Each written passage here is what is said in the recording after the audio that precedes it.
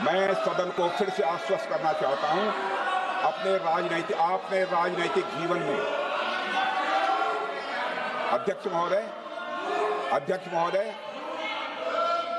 मैं आपके माध्यम से सदन को आश्वस्त करना चाहता हूं, अपने राजनीतिक जीवन में जानबूझकर कभी भी असत्य न बोलूं, इसकी भरपूर कोशिश की है मैंने, चाहे सदन हो अथवा सदन के बाहर। अध्यक्ष महोदय, मैं आपके माध्यम से सदन को यह भी अवगत कराना चाहता हूं,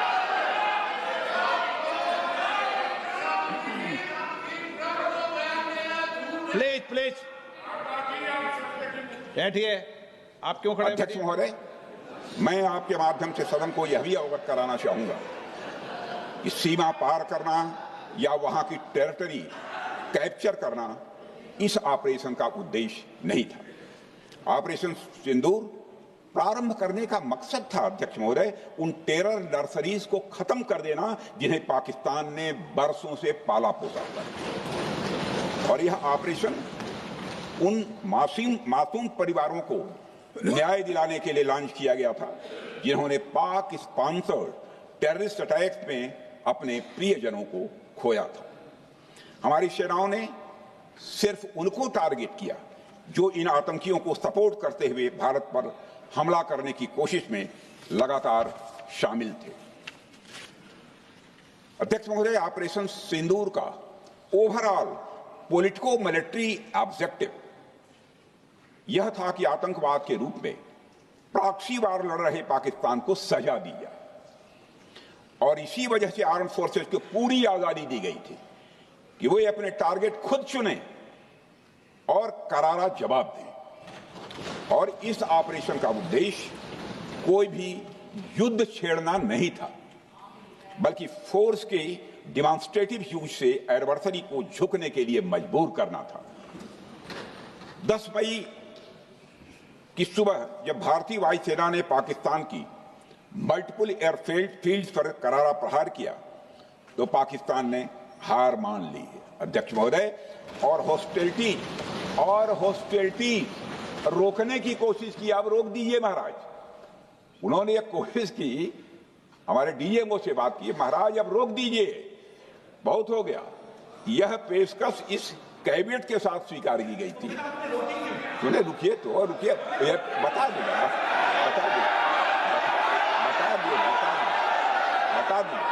अब बैठ के आपको मौका मिलेगा।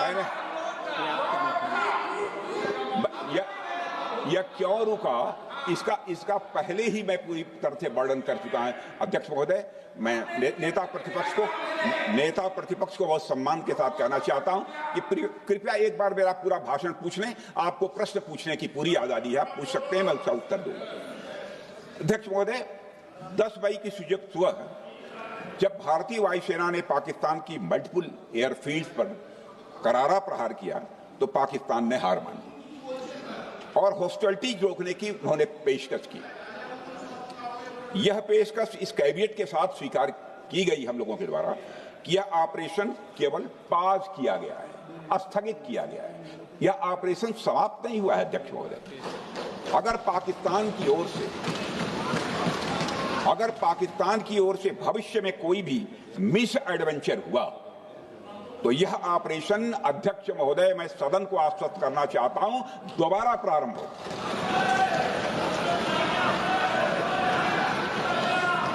अध्यक्ष महोदय, भारतीय वायुसेना के जबरदस्त हमलों, नियंत्रण रेखा पर थल सेना की मजबूत जवाबी कार्रवाई और नौसेना के हमलों के डर ने पाकिस्तान को झुकने के लिए मजबूर कर दिया अध्यक्ष महोदय। और पाकिस्तान की हार उनकी एक सामान्य विफलता नहीं थी, बल्कि यह उसके सैन्य बल और मनोबल या दोनों की एक हार थी। 10 मई को पाकिस्तान के डीजीएमओ ने भारत के डीजीएमओ से संपर्क किया और सैन्य कार्रवाइयों को रोकने की अपील की। मैं सदन में यह बात फिर से दोहराना चाहूंगा कि पाकिस्तान के डीजीएमओ ने भारत के डीजीएमओ से संपर्क किया और सैन्य कार्रवाइयों को रोकने की अपील की। 12 मई को दोनों देशों के डीजीएमओ के बीच औपचारिक संवाद हुआ और दोनों पक्षों ने सैन्य कार्रवाइयों पर विराम लगाने का निर्णय लिया। अध्यक्ष महोदय, हमारे सैनिकों का जो मनोबल, मातृभूमि की रक्षा करने का जो उनका समर्पण है, ऑपरेशन सिंदूर के दौरान उसका दर्शन 140 करोड़ से अधिक भारतवासियों ने देखा। मुझे खुद भी और प्रधानमंत्री जी को सीमावर्ती क्षेत्रों में जाकर हमारे जवानों से मुलाकात का अवसर मिला है। अध्यक्ष महोदय, श्रीनगर के मिलिट्री बेस पर, भुज के एयरबेस पर, उधमपुर के कमांड सेंटर पर, हर जगह प्रत्यक्ष मैंने अपनी आंखों से देखा कि हमारे सैनिकों का मनोबल अपनी पूरी बुलंदी पर था। उनकी आंखों में विश्वास है और उनका संकल्प अडिग है। वे न केवल भारत की सीमाओं की रक्षा कर रहे हैं, बल्कि हमारे राष्ट्रीय स्वाभिमान की भी अध्यक्ष महोदय रक्षा कर रहे हैं। अध्यक्ष महोदय, किसी भी देश में जनता सत्ता पक्ष को और विपक्ष को अलग अलग दायित्व सौंपती है, दोनों को अलग अलग दायित्व, और हेल्दी डेमोक्रेसी में तो स्वाभाविक है। सत्ता पक्ष का काम होता है जनता के हितों को ध्यान में रखते हुए कार्य करना, और विपक्ष का काम होता है सरकार से जनता के मुद्दों से संबंधित जरूरी प्रश्न पूछना। ऑपरेशन सिंदूर क्यों शुरू किया गया, इसकी जानकारी पहले भी दी गई है और आज भी मैंने सदन को दी है। अध्यक्ष महोदय, कभी कभी हमारे प्रतिपक्ष के लोग ये पूछते रहे हैं कि हमारे कितने विमान गिरे। मुझे लगता है उनका यह प्रश्न हमारी राष्ट्रीय जनभावनाओं का सही से प्रतिनिधित्व नहीं कर रहा है। मुझे लगता है उन्होंने एक बार भी हमसे यह नहीं पूछा कि हमारी सेनाओं ने दुश्मन के कितने विमान मारे गिराए।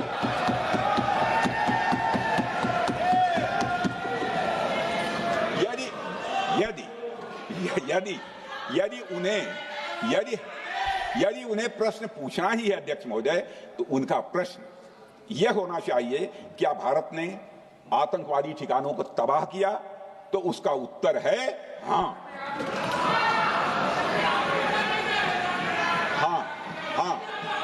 मैं विपक्ष के सम्मानित साथियों से कहना चाहता हूं कि आपको प्रश्न पूछना है तो यह प्रश्न पूछिए, क्या ऑपरेशन सिंदूर सफल रहा? तो उसका उत्तर है हाँ।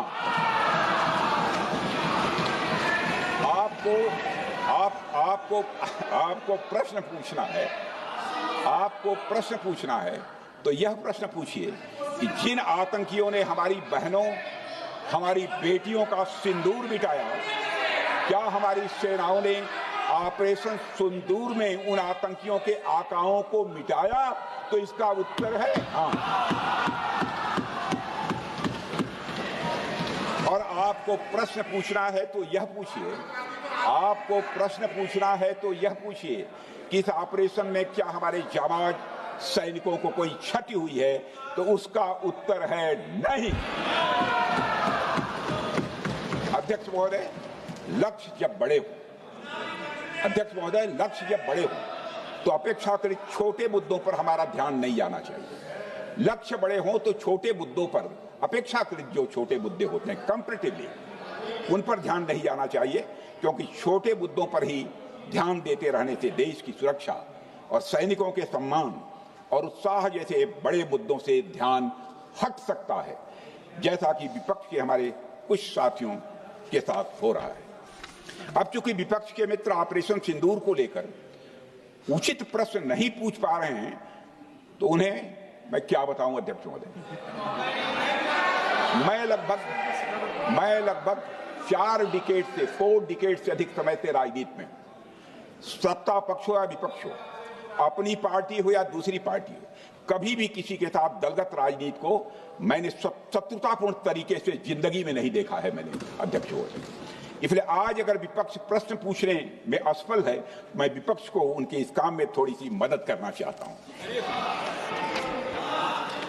अध्यक्ष महोदय, मैं विपक्ष के अपने सम्मानित साथियों से ये कहना चाहता हूं कि यदि आज हम लोग सत्ता पक्ष में हैं, तो ऐसा नहीं है कि हम हमेशा सत्ता पक्ष में ही रहेंगे। यह आवश्यक नहीं है, किसी के लिए आवश्यक नहीं। एक लंबा समय हमने विपक्ष का काम किया है, एक लंबा समय हमने सरकारों से सवाल पूछने में लगाया है, जनता ने जब हमें विपक्ष में रहने का दायित्व सौंपा था तो हमने विपक्ष में रहकर विपक्ष की भूमिका को बड़े ही सकारात्मक तरीके से निभाया भी। अध्यक्ष महोदय, विपक्ष में रहकर हमने कैसे प्रश्न पूछे, इसके कुछ उदाहरण मैं यहां रखना चाहता हूं। 1962 में अध्यक्ष महोदय, चीन के साथ हुए युद्ध में जब दुखद परिणाम आया तो हमने उस समय की सरकार से यह पूछे थे, लेकिन वह प्रश्न यह था कि हमारे देश की धरती पर दूसरे देश का कब्जा कैसे हुआ। हमने यह प्रश्न पूछा था कि हमारी सेना और हमारी जनता अपमानित क्यों हुई। हमने यह प्रश्न पूछा था कि बड़ी संख्या में हमारे सैनिक हताहत कैसे हुए। हमने यह प्रश्न नहीं पूछा कि हमारे टैंक, हमारी मशीनें, हमारी बंदूकें क्यों ध्वस्त हो गई। यह प्रश्न हम लोगों ने नहीं पूछा। मशीनों और तोपों की चिंता न करके, मशीनों और तोपों की चिंता न करके अध्यक्ष महोदय, हमने देश की टेरिटरी की चिंता की, हमने देश के सैनिकों की।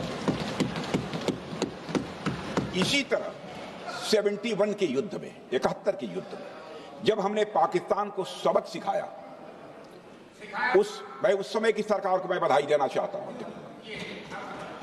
हमने अपने राजनीतिक और सैन्य नेतृत्व की प्रशंसा की। हमने ये नहीं देखा कि किस दल की सरकार है, किस विचारधारा की सरकार है, इसकी चिंता नहीं की कभी। हमारे नेता अटल बिहारी वाजपेयी ने संसद में खड़े होकर उस समय के नेतृत्व की प्रशंसा की थी। हमने इस बात की खुशी जाहिर कि हमने अपने शत्रु को सबक सिखाया। हमने उस दौरान यह प्रश्न नहीं पूछा कि सबक सिखाने के दौरान में भारत के कितने प्लेन्स गिरे, भारत के कितने इक्विपमेंट्स बर्बाद हुए। यह प्रश्न अध्यक्ष महोदय उस समय भी हम लोगों ने नहीं पूछा। अध्यक्ष महोदय, यदि मैं इसे और भी प्रैक्टिकल तरीके से समझाऊं, तो किसी भी परीक्षा के परिणाम में रिजल्ट मैटर करता है। यदि किसी परीक्षा में कोई बच्चा अच्छे मार्क्स लेकर आ रहा है तो हमारे लिए उसके मार्क्स मैटर करने चाहिए। हमें इस बात का ध्यान नहीं रखना चाहिए कि एग्जाम के दौरान उसकी पेंसिल टूट गई थी या उसकी पेन खो गई।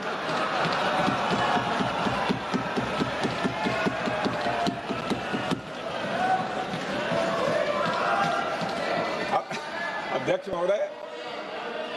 महोदय, अल्टीमेटली रिजल्ट मैटर करता है और रिजल्ट यह है, अध्यक्ष महोदय, अल्टीमेटली रिजल्ट मैटर करता है और रिजल्ट यह है अध्यक्ष महोदय कि ऑपरेशन सिंदूर के दौरान हमारी सेनाओं ने जो लक्ष्य निर्धारित किया था, उन लक्ष्यों को पूर्ण रूप से प्राप्त करने में हमने कामयाबी हासिल की। अध्यक्ष महोदय, भारत हमेशा से पाकिस्तान सहित अपने पड़ोसी देशों से मित्रता और सौहार्द सहयोगपूर्ण संबंध का सदैव इच्छुक रहा है। इसके लिए भारत की सभी सरकारों ने ईमानदारी से प्रयास भी किए हैं। वह चाहे आदरणीय लाल बहादुर शास्त्री जी हों या अटल बिहारी वाजपेयी जी हों या हमारे स्वर्गीय मनमोहन सिंह जी हों या प्रधानमंत्री श्री नरेंद्र मोदी जी, सभी ने हमेशा चाहा है कि इस इलाके में शांति और समृद्धि बनी रहे। सभी ने यह चाहा। अध्यक्ष महोदय, यह बात हमारी सिविलाइजेशनल वैल्यूज के साथ मेल खाती है, इसलिए ऐसा हुआ। अध्यक्ष महोदय, पूरा विश्व जानता है कि पूर्व प्रधानमंत्री से अटल बिहारी वाजपेयी जी ने शांति का संदेश लेकर 1999 में लाहौर बस यात्रा की थी। वह सिर्फ एक यात्रा नहीं थी, वह यात्रा भारत की संस्कृति और शांति की प्रतीक थी। यह हमारे भारत की प्रकृति थी। लाहौर पहुंचकर से अटल बिहारी वाजपेयी जी ने मीनारे पाकिस्तान पर विजिटर्स रूप में जो लिखा था, जिसका जिक्र लोग आज भी करते हैं, और उन्होंने लिखा था, उसकी मैं चर्चा करता हूं। उन्होंने लिखा था कि मीनारे पाकिस्तान से मैं पाकिस्तान की जनता को यह विश्वास दिलाना चाहता हूं कि भारत अस्थायी शांति और मित्रता का आकांक्षी है। मैंने पहले भी कहा है और फिर भी कहता हूं, एक स्थिर और समृद्ध पाकिस्तान भारत के हित में है, इसमें कोई संदेह नहीं होना चाहिए। अध्यक्ष महोदय, यह हमारी सोच थी,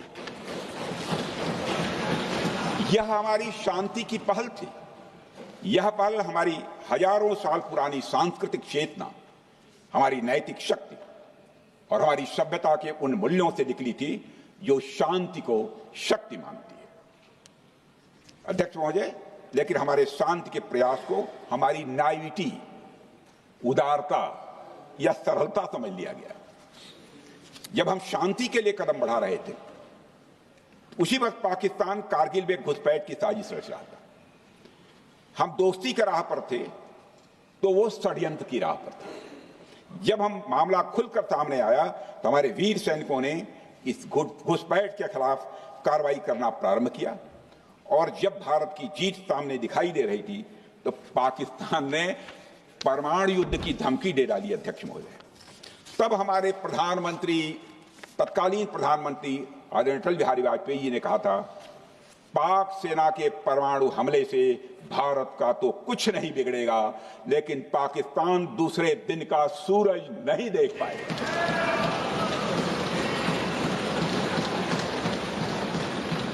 यानी